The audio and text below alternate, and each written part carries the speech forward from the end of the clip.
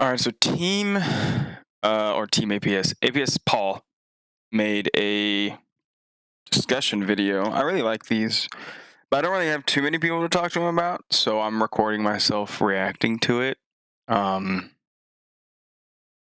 so that I have people to talk to about it, I guess, maybe if anyone sees it. But what makes a good beginner Yu-Gi-Oh deck? So we're gonna see what he has to So, say. what makes a good beginner Yu-Gi-Oh deck? Give it a like The before we even answer start, because is it's a that little more good. complicated than you might think. Anyways, hey Is it more guys, Paul complicated here. though? Welcome back to APS Amplifier, the channel where instead of just playing Yu-Gi-Oh, we talk about Yu-Gi-Oh. If you like that, then give a thumbs up and subscribe. Anyways, yes, what do I mean by what makes a good beginner Yu-Gi-Oh deck? It's a question that I feel has changed a lot over the years, obviously, because the game itself has changed over the years. But I've actually been thinking more and more so about what actually a beginner Yu-Gi-Oh deck should do today, what it should be teaching people, what it should focus on, what are the pitfalls that somebody could fall into when getting a recommendation for what a good beginner Yu-Gi-Oh deck is. My first thought, I always say this, I was teaching one of my friends to play once, was Sword Soul. I think Sword Soul is very good. It has a more or less linear-esque combo, but it also has lines that you can do after, right? Sword Soul Tenyi. The newer stuff, I don't know. Older stuff for sure. But it teaches you how to synchro summon. It teaches you how to link summon. And I think that's pretty solid, at least for that. And then I just felt like that was a pretty good. That's just my first choice usually. So, where to start with this? That's really When I got really into fun too. Yu-Gi-Oh, like competitive Yu-Gi-Oh more so, in like kind of late 2008, 2009, something around then. And I guess technically it could be Ryziel, as much as that deck is expensive, tech kind of. Just normal Ryziel pure. It's more or less like Sprite, where it's just like summon XYZ, summon XYZ. I think that'd be pretty solid for a starter deck. For someone to learn the game, just because like summon, search, normal summon effect, summon, search. Like it teaches you kind of like basic stuff like that. Plays around, learn how to play A beginner deck I remember around a hand lot of traps people and would whatnot. recommend oftentimes was like gadgets. Just the kind of baseline gadget Gadget's deck with pretty like red old. gadget, green gadget, yellow gadget. For the They most were part, it these wouldn't be small good monsters, they now. search each other, you just normal summon them, you get another one, and it kind of teaches you a little bit about card advantage. It ensures that you have a play to make every turn. And this was the deck where you would just kind of fill it in with like removal cards, Smashing Ground, Fissure, you could use Book of Moon or Enemy Controller, some basic traps, deep prisons if you could afford it, bottomless trap hole or whatever if you couldn't. And yeah, it was just all about kind of one-for-ones, simplifying the board state, and I mean, if it you're seemed like learning at the time like a pretty good beginner deck. However, I'm not sure that the fundamentals that you might have picked up playing gadgets back in the day would really transfer very well no, to because it's modern normal Yu-Gi-Oh summon today. search. And it's probably a more complicated Pass. question even than just like grabbing a starter deck or a structure deck. Like obviously I've got this thing over here. I do not like this product. I've gone on record saying I don't love it. Fucking sucks. That product sucks, man. It's got some good cards in it. Like it has Zeus and whatnot. It has a good card in it. It's got Castell. Terrible though, especially because it's like don't shuffle. They were so close to making a good product with that 2-player starter set, and they just fucking missed the mark almost. Love it. I don't think it's very complete, but like I'm not sure what modern Yu-Gi-Oh exactly values is being shown in like a structure deck. So here's some decks that come to mind for me, and we're gonna kind of go through and talk about like what they do and don't do well in terms of teaching you modern Yu-Gi-Oh. So something that I'll sometimes see on forums like Reddit is somebody telling a person, okay, you're just getting into Yu-Gi-Oh, play Inspector Border, Fossil Dynast, done. And the reason for this is don't do that. I'm begging you. Like, I'm sure he'll bring it up, but that doesn't like teach you how to play the game. It teaches you how to not play the game. It teaches you normal summon set 5 pass, or normal summon Moon Mirror Shield set 4 pass. Like that's terrible. Terrible. Don't do that. And then no one will like you. No one will like you. I'm sure some people won't care, but just don't do that, please. sound, I guess. Like, these decks are very simple to play. You can just sort of normal summon a Fossil Dyna or an Inspector Border, maybe equip it with a Moon Mirror Shield, set 3 or 4 back row, call it a day. It's Please not don't. very interactive, Don't do and your that. opponent will have a difficult time playing through it, so you might get some pretty easy wins. But I would argue that this is not a great beginner deck because I feel like you're not actually really teaching the person how modern Yu-Gi-Oh No, works. Like, exactly. You're not learning the game. You're not learning the game at all. You're just like hoping they don't have the out. Like what happens when you get hard? What happens when they you Valor them, right? Let's say you effect Valor and they go thrust into harpies, normal summon, swing over, and then they full combo. Like, what do you do there? You lose. Then you didn't learn the game. You probably didn't even Valor. They probably just opened Feather Duster or Lightning Storm or something. I don't know. these decks do not often allow your opponent to do very much, or they can Yo, go his very, camera like, is crispy. bingo machine type decks, where it's like, okay, if your opponent His has camera Lightning is Storm crispy. or What do we Evenly have Matched right Feather now? Duster, these 1440. decks will Damn. oftentimes just lose on the Camera spot. is If they crispy. don't, then you'll probably win. But I'm not sure that that's really like teaching them how to play Yu-Gi-Oh! It's teaching them how to put a few cards down. Yeah, see, but exactly. Not really You're not understand why those learning cards to are pushing play their the opponent from game. playing, You are or really simply just enjoying Yu-Gi-Oh! I know that's kind of more subjective, but so I learning to don't think normal those are a summon great recommendation. and Another hoping reason why they I don't think have they're an a great out. recommendation is actually because low-key stun decks, if you aren't actually opening with like the hard floodgates, do require a lot of game knowledge to play well, because you do have to know, No, like, okay, exactly. what are the cards I should be using my Solemn Judgment on? What should I be using? Yes. You know, my Dogmatic Punishment or those. Exactly. Like Runic Stun, as much as I absolutely despise that deck, if you're not knowledgeable in the game, you will not win.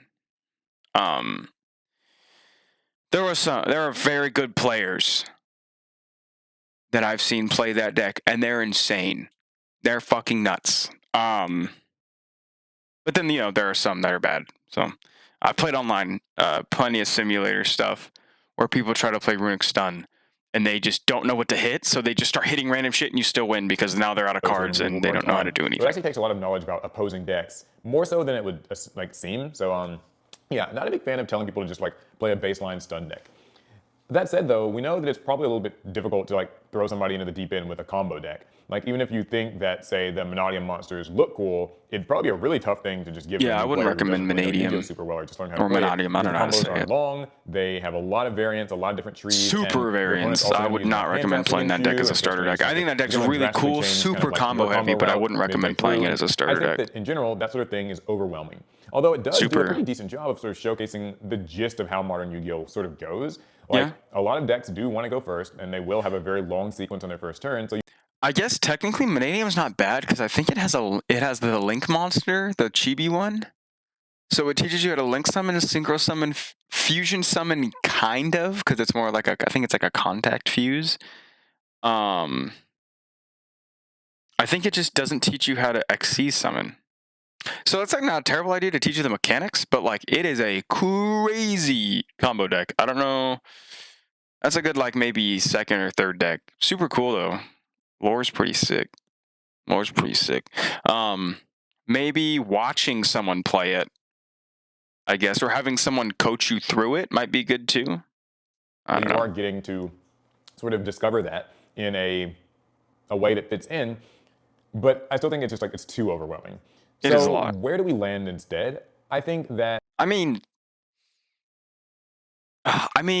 pre last ban list, which was on December 8th, 9th, pre the last ban list, pre the December ban list, I think Snake Eye was kind of like that, where like it's like normal summon Ash, search Poplar, search OSS, or the field spell. I don't know, probably OSS, because you have Witch there too, right? So, I mean, that's not terrible, I guess, to teach someone, because it teaches you cost, it teaches you link summoning, or mainly link summoning, not really XC summoning. Okay, maybe not. I'm wrong.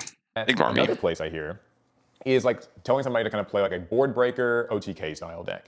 So this Like could be Tempai? something like a Don't play Grenmaju Tempai. deck, or Cyber Dragons comes to mind, or something that I've like played a bunch in the past. There's just that general rank 8. Not saying sort of Tempai first is thing. crazy, but it's okay. Heroes somewhat fit into that category, although these days that's sort of Heroes are changing. cool though. I think Heroes are a good deck. That teaches you a lot about only fusion summoning. Oh, and link summoning. Fusion and link summoning. That wouldn't be terrible. Wouldn't be awful. I mean, second have their own spell and trap zone sets of stuff. combos, but like basically a deck where you're going to kind of try to play board breakers, lightning storms, Raigekis, go first, like just let your opponent go first, mostly ignore what they're doing, and just bam, throw down lightning storm and just try to kill them. Yeah, I wouldn't play a deck like that. It's not a good idea to learn. I think that this is kind of similar to the stun thing, where a beginning player can get a very satisfying like gameplay sort of experience out of this. Like if they just want to win. Oh, Tenpai is the obvious example. I can't believe I forgot Yeah, that. there you go. Yeah, Tenpai would be a really good one. Tenpai's so out of the Like where it's picture, just he okay, break their forgot. board and it's like push through for game. But I feel like again it runs into that issue that I kind of have with Stun, where it's like it's ignoring the opponent. It's trying extremely hard to ignore what the opponent does. Yeah, interactivity is what Yu-Gi-Oh is about, you know? Like I think that's what puts it against other games is there's a lot of back and forth, or there can be a lot of back and forth. There's not always a lot of back and forth. Because like I've been playing Pokemon recently, there's none. Right? There's none. You're just playing, they're playing. You got to play a turn or two ahead of them to kind of pre-set up your board and whatnot. But there's little to no inactivity in that game. But Yu-Gi-Oh, it's like normal summon, effect, imperm, cool. And then you're like, okay, send with which effect, and they're like act, like okay, activate as a mean of spell, and they're like impulse, and then at that point you throw your table because you just got triple hand trapped and you have to pass, and then they normal summon Hydra and you lose. So it's like a whole, that'd be like a whole thing. But don't play board breaker decks learning, because it doesn't, once again, it's the opposite of the like he was saying, it's like the same thing as the stun one, but it's the opposite. It's like stun when you set a bunch and you hope they don't have the out.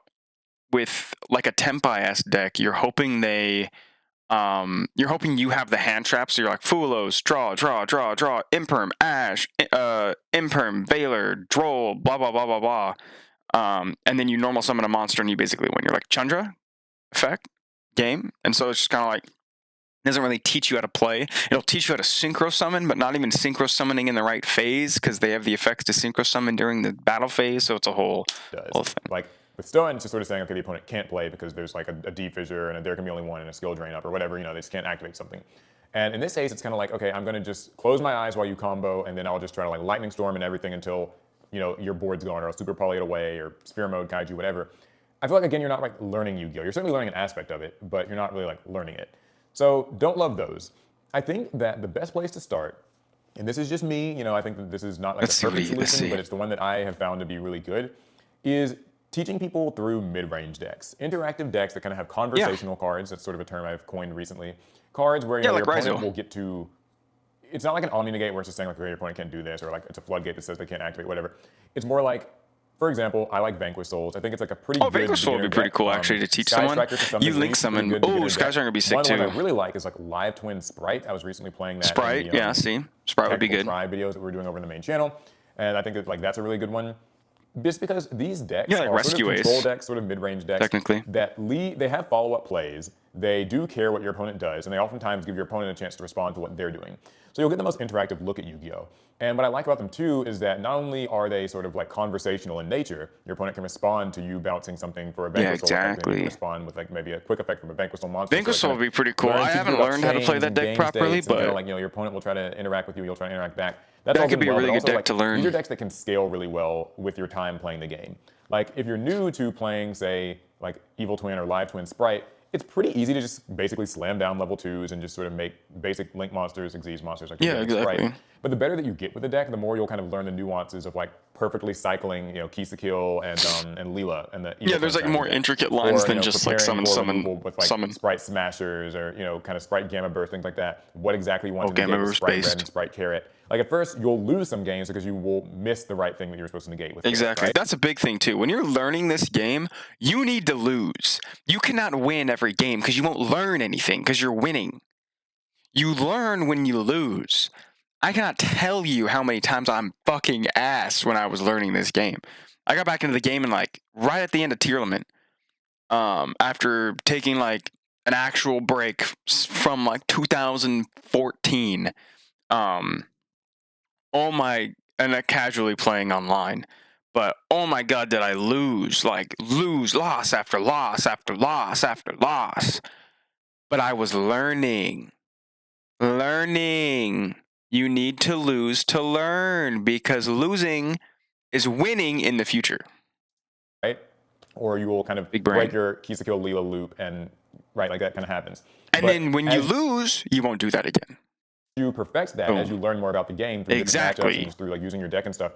I feel like it can scale with you and grow with you, and that to me is what a good beginner deck should be. It should be a deck that you can pick up and play and like make some mistakes with, and you know, interact 100%. with your opponent with. But as you get better and better with it, you'll kind of learn fun little tricks, neat little catch-22s. You know, matchups will feel more dynamic. I think you Yes. hit a wall when you just suggest that somebody play like a go second OTK deck or Yeah, a don't do stun that. deck. I think that a Maybe combo later, deck will just oftentimes run but people not at away. first. There are certain people who, you know, are drawn to just combo from the jump. Like maybe that's why they even gotten Yu-Gi-Oh! They heard that's like a very fast-paced, high-octane game. And so in that way, you know, just rehearsing combo lines and being able to do them in a game is, you know, there's a skill in that. But I think that teaching people through mid-range decks feels like kind of the way. Some other examples that have come to mind for me, just in recent memory, I think Eldritch, that's another one of the tactical tri decks that Japan used. Eldritch wouldn't be Pretty bad. good I for never it. played when Sword Soul, Eldritch I'd was a also say is thing. pretty good for it. It's got a basic sort of combo line, but it also feels very mid-range. There's like Sword Soul Blackout, you get Yeah, follow-up see? plays, Sword Soul, that's always see? really cool. I think Rescue Ace is actually a pretty Preach. good one Rescue because Ace, the main play line is preach. simple and straightforward. It sets the back row for you, but the back row cards that they have like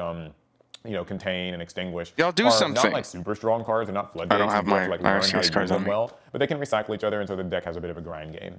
Basically, you can summarize this video as I like giving people sort of mid-range control strategies and 100%, letting I them learn agree. from there because those are the decks that I enjoy I the agree. most, I but think also that's the a decks that I good, think that's a teach good thing Yu-Gi-Oh! At to its teach best. people with. So with all that in mind then, what do you guys think are the best sort of decks right now in early 2025 that you would teach someone Yu-Gi-Oh! With? I have made many videos on like, you know, teaching people Yu-Gi-Oh! Decks. There's plenty of, like I could just name, you can just name them forever. Like a hot take I have actually is that Ryziel is a really easy to learn It's not a Yu-Gi-Oh! hot take. It's the right take. That is absolutely true. It's what I was saying. Ryziel is a good deck to teach people to play, regardless of the price. That's a whole nother issue. But it's just summon, search, summon, search, summon, search, summon, search, and then like overlay, overlay, overlay, overlay. Like it, like forget the Fiendsmith part. Don't even bother about that. Don't bother about the Mitsurugi part. Whatever. I'm talking pure Ryziel. Such a good idea to teach someone to play using that deck because it's so simple, it's so straightforward, and then it teaches you interaction on your opponent's turn, and it teaches you to go past turn 3. Deck, like kind of it'd be a good teaching deck if it wasn't so expensive. But yeah, like it's straightforward. It kind of has a bit of a grind. I'd even say the Fiendsmith engine like is emblematic of Fiendsmith kind of what engine is modern good. It's Yu-Gi-Oh! just too Looks like. expensive. Again, if that deck was affordable, Yeah, it'd be a pretty decent affordable. one. And Who'd even have now, thought? like kind of Snake Eye and like Fire King, now that they're sort of out of the public Snake Eye eye, probably thanks to the now. ban list, not bad decks to learn with either. So yeah, what do you guys think most accurately represents modern Yu-Gi-Oh! And also, why is it not this deck? Because golly, this deck is Because that deck terrible. It sucks. uses synchros and exes, Holy and it's shit. awkward and misrepresents the game and uses all these old normal monsters. I really don't like it very much. But yeah, so I'll go back. That's an odd place to pause there. Teaches you synchro. There we go. I think that's a terrible product. I'll point to it. That's a terrible product.